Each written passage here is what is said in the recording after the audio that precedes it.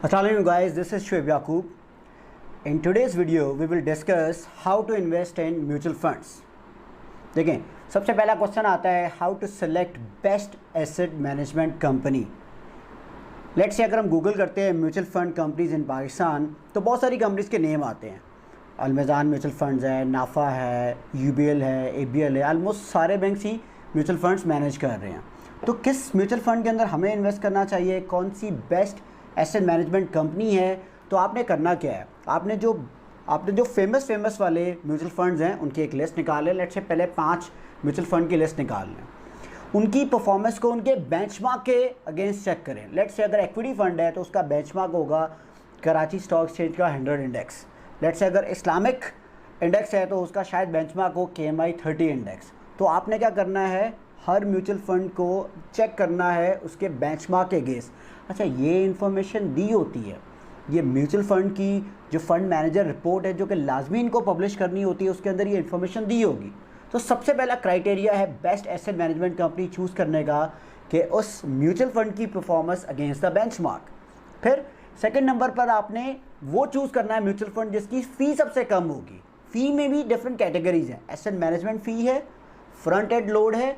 Front end load क्या होता है, जब आप इन्वेस्ट करते हैं म्यूचुअल फंड के अंदर तो आपको अपफ्रंट कुछ पैसे देने पड़ते हैं फ़ी में। बैक एंड लोड क्या होता है, जब आप रिडीम करते हैं तब आपको कुछ पैसे देने पड़ते हैं।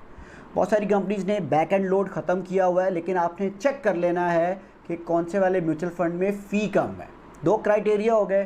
थर्ड क्राइटेरिया ये चेक करना है कि कितना वो म्यूचुअल फंड टेक्नोलॉजिकली एडवांस है, आपको कितना ऐप उसने आपको दी हुई है, आपका जो अकाउंट है वो कनेक्टेड होना चाहिए ऐप से, आप ऐप से ही ट्रांसफ़र कर सकते हैं। कितना आपको फैसिलिटी दे रहा है वो म्यूचुअल फंड, उतना आपके लिए वो अच्छा है। कोशिश करें आपका बैंक अकाउंट भी उसी बैंक के अंदर होना चाहिए जिस बैंक का वो म्यूचुअल फंड है, ताकि आपको पैसे ट्रांसफ़र करने में आसानी हो। थर्ड नंबर पर आपने देखना है उसका ट्रैक रिकॉर्ड, कितने अरसे से वो एसेट मैनेजमेंट कंपनी ऑपरेट कर रही है, क्योंकि जितने अरसे से ज़्यादा वो ऑपरेट कर रही होगी एग्जैक्टली उतना ही वो अच्छा शायद मैनेज कर रही होगी, क्योंकि उसने सारा का सारा टाइम देखा होगा। 2008 के क्राइसिस, फिर ये जो पिछले कुछ सालों में क्राइसिस आई हैं, ये सारे टाइम्स देखे होंगे, आप उसकी परफॉर्मेंस को ज़्यादा अच्छे तरीके से जज कर सकते हैं। उसके अलावा उसकी परफॉर्मेंस स्टेबल होनी चाहिए। ठीक है, कुछ सालों में बहुत अच्छी परफॉर्मेंस है, लेकिन जो बुरे साल थे उसमें बहुत ज़्यादा बुरी नहीं होनी चाहिए परफॉर्मेंस, वो जो बेंचमार्क है उससे बेहतर होनी चाहिए, स्टेबल परफॉर्मेंस होनी चाहिए। फिर एक और तरीका ये होता है कि वो एसेट कितने मैनेज कर रहा है। जिस तरह पाकिस्तान के कुछ बड़े म्यूचुअल फंड्स के अंदर नाफा है, अलमेज़ान है प्राइवेट सेक्टर में सबसे बड़ा, तो ये बिलियंस ऑफ रुपी मैनेज कर रहे होते हैं। तो जितने ज़्यादा ये पैसे मैनेज कर रहे होंगे उतना ज़्यादा ये बेहतर होंगे, उतने ज़्यादा एवेन्यूज़ के अंदर ये इन्वेस्ट कर सकते होंगे। तो ये तो हो गया how to select the best AMC। अब steps to invest in the mutual fund. सबसे पहले तो आपने अकाउंट ओपन करना है। होगा क्या, किसी भी म्यूचुअल फंड में आपने इन्वेस्ट करना है, किसी भी कंपनी में इन्वेस्ट करना है, ठीक है, उनसे कांटेक्ट करें, वो आपको एक अकाउंट ओपनिंग फॉर्म देंगे, आपको CNIC की कॉपी चाहिए होगी, आपका एक बैंक अकाउंट होना चाहिए, वो उन्हीं की वेबसाइट्स के ऊपर इन्वेस्टमेंट फॉर्म मिल जाएगा कि आपने कौन से वाले म्यूचुअल फंड पे इन्वेस्ट करना है, वो फॉर्म फिल कर लें। और उसके अलावा ज़कात का एफिडेविट फॉर्म आपको जमा करवाना पड़ेगा अगर आप ज़कात डिडक्ट नहीं करवाना चाहते, जिस तरह हम बैंक अकाउंट में करते हैं।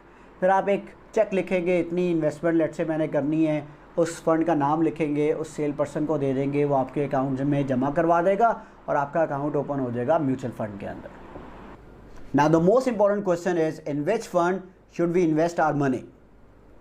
देखिए, it totally depends upon the risk and return relationship. अगर आप रिस्क ज़्यादा लेना चाहते हैं, रिटर्न भी ज़्यादा कमाना चाहते हैं, तो आप इक्विटी फंड के अंदर इन्वेस्ट कर दें। अगर आप रिस्क नहीं लेना चाहते और रिटर्न नॉर्मल लेवल का यानी कि कम अर्न करना चाहते हैं, रिस्क नहीं लेना और नॉर्मल लेवल का या कम रिटर्न अर्न करना है, तो आप इनकम फंड में या मनी मार्केट फंड के अंदर पैसा लगा दें। उसमें रिस्क नहीं है, आपको एक नॉर्मल हालात के अकॉर्डिंग जितना मार्केट में इंटरेस्ट रेट चल रहा होगा उसके अकॉर्डिंग आपको रिटर्न मिल जाएगा।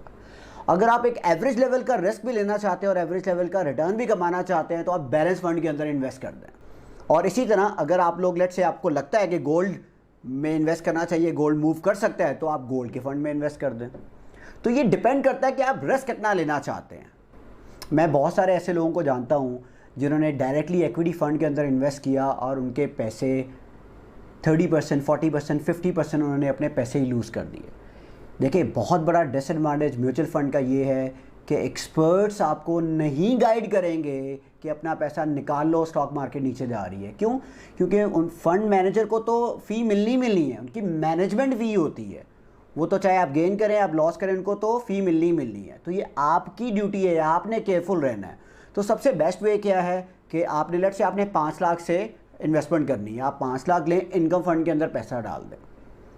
कन्वेंशनल किसी म्यूचुअल फंड में डालेंगे तो इनकम फंड आ जाएगा, वरना इस्लामिक बैंक के भी इनकम फंड होते हैं जिसमें उन्होंने सकूक वगैरह के अंदर इन्वेस्टमेंट की होती है। तो आप इनकम फंड के अंदर पैसा डाल दें, रिस्क नहीं है, रिटर्न लेकिन एक एवरेज का, एक बिलो एवरेज लेवल का रिटर्न है।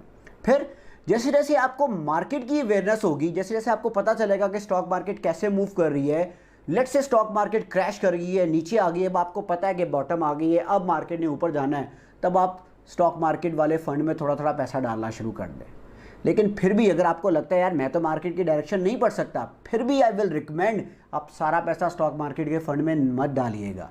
इनकम फंड में सारा पैसा डालें, आहिस्ता आहिस्ता करके 10%, 20%, 30% ऑफ योर मनी आप शिफ्ट करें इनकम फंड से इक्विटी फंड के अंदर। ज़्यादा रिस्क लेने की ज़रूरत नहीं है। जब तक आपको यकीन ना हो कि यार मुझे पता है स्टॉक मार्केट ने ऊपर चला जाना है, पता है, इन्वेस्ट कर दें इक्विटी फंड के अंदर। आपको पता है कि भाई मैं लॉन्ग टर्म में सस्टेन कर सकता हूँ, मैं लॉन्ग टर्म के लिए इन्वेस्ट कर रहा हूँ, ठीक है। यहाँ लॉन्ग टर्म साल नहीं है, यहाँ लॉन्ग टर्म 4 साल, 5 साल, 7 साल है, तो आप इक्विटी फंड के अंदर इन्वेस्ट कर दें। आपको लगता है यार मैं तो 25 साल बाद की सोच रहा हूँ, 20 साल बाद की सोच रहा हूँ, 10 साल बाद की सोच रहा हूँ, इक्विटी फंड के अंदर इन्वेस्ट कर दें। लेकिन अगर आप उन लोगों में से हैं जो थोड़े अरसे में रिटर्न चाहते हैं, बहुत ज़्यादा आ जाए, तो इक्विटी फंड दे भी सकता है ज़्यादा रिटर्न और आपके पैसे निकाल भी सकता है, 6 भी लग सकता है, क्लीन बोल्ड भी हो सकते हैं। ये बात ज़हन में रखनी है। तो आई विल रिकमेंड आप इनकम फंड के अंदर पैसा डालें, सारा थोड़ा थोड़ा करके आप इक्विटी फंड के अंदर शिफ्ट करना शुरू करें, एक बैलेंस अप्रोच लेकर चलें। थोड़ा इनकम फंड, थोड़ा इक्विटी फंड, आपका एक रिस्क एवरेज लेवल का आ जाएगा, आपका एक रिटर्न एवरेज लेवल का आ जाएगा। बाकी ये चीज़ें डिपेंड करती हैं हर बंदे के अपने इंडिविजुअल सर्कमस्टांस के ऊपर। लेट्स से अगर हम केस टू केस वेरी करें, ये बात केस टू केस वेरी करेगी, तो जिस बंदे की सर्कमस्टांसेस अलग होंगे उसके अकॉर्डिंग फ़ंड भी रिकमेंड अलग किया जाएगा। होपफुली ये इन्फॉर्मेशन आपके लिए वैल्यूबल होगी। Thank you so much.